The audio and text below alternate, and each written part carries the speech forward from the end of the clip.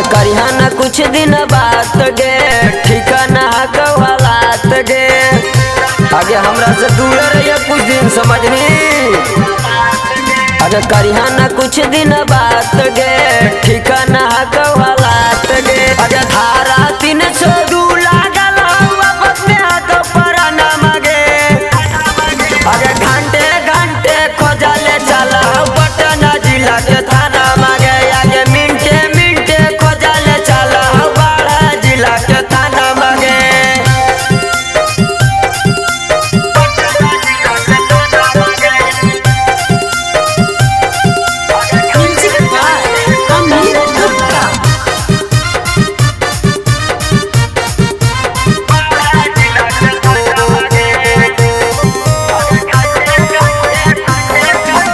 दिलबा के पुरतो नहीं लालसा के लालसा हो जाए तो 20 बरसा के बरसा।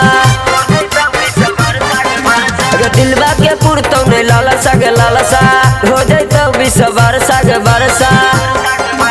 लगा हो बाड़ी डार जब जब बजो गाड़ी के हमरा ना मांगे।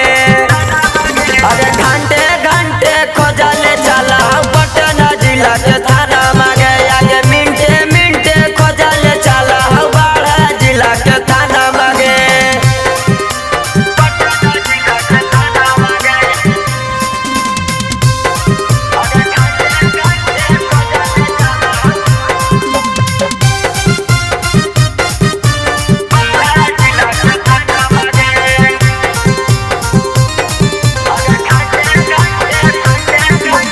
फंस गलिया हुआ में फेर में जिंदगी कटता हुआ बा जेल में गे जेल में। फंस गलिया हुआ में फेर में जिंदगी कटता हुआ बा जेल में गे जेल में। आगे बिक्की माखन हाथों में ज्यादा दिल के में मन मांगे। आगे घंटे घंटे खोजले चला पटना जिला के थाना मांगे आगे मिनटे मिनटे खोजले चला बाड़ा जिला के थाना मांगे। Krishna recording studio